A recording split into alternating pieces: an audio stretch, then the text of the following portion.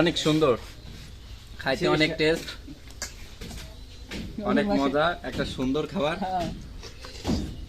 সেই স্বাদ, সেই স্বাদ। Hello guys, welcome to Orion blog. আমি শেখ অরিয়ান আহমেদ অপু। আজকে চলে আসলাম আবার একটা নতুন ব্লগ নিয়ে। আজকের ব্লগটা হলো আমাদের নিজেদের কাছে তালশাঁস, এই যে আপনাদের দেখানোর চেষ্টা করছি তালশাঁস পারবে। এই যে গাছি উপরে উঠতেছে, গাছির নাম শেখ সাব্বির। হ্যালো শেখ রাফসান্দা ছোটো ভাই, আপনাকে উদ্দেশ্য করে বলতেছি ভাইয়া, যদি এই ধরনের তালশাঁস না খেয়ে থাকেন তাহলে অবশ্যই আপনি কমেন্টে জানাবেন, আর যদি খেয়েও থাকেন তাও জানাবেন। আপনাকে উদ্দেশ্য করে এই ভিডিওটা তৈরি করা। আপনি অবশ্যই কমেন্টে জানাবেন যে আপনি এই ধরনের তালশাঁস বা শাঁস কোনো কিছু খেয়েছেন নাকি, যে গাছ থেকে সরাসরি পেড়ে। অবশেষে গাছ থেকে সে নেমে এসেছে, পাড়া হয়ে গেছে সব। আপনাদের দেখাবো সম্পূর্ণ জিনিসটাই এবং শেষ পর্যন্ত আপনারা দেখবেন। অবশ্যই ভিডিও একটু স্কিপ করবেন না, পুরো ভিডিও শেষ পর্যন্ত কি আপনারা দেখবেন। লাস্টে অনেক মজার আছে।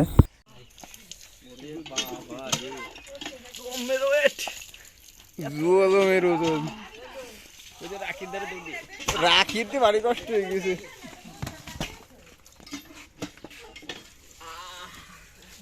তোমাকে বড় ওরা সেই স্বাদ।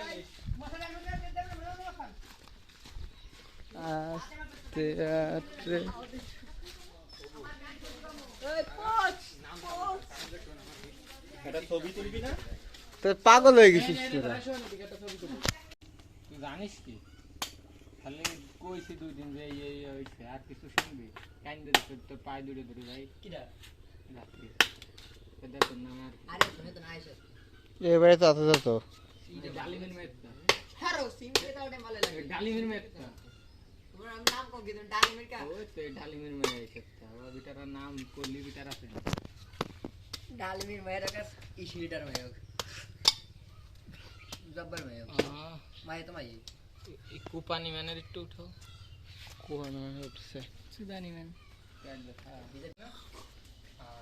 অনেক সুন্দর, খাইতে অনেক টেস্ট, অনেক মজা, একটা সুন্দর খাবার। সেই স্বাদ, সেই স্বাদ। ঠিক টাকা তো অমৃত কস্তি ভাই দেখেন, এই দেখুন দেখেন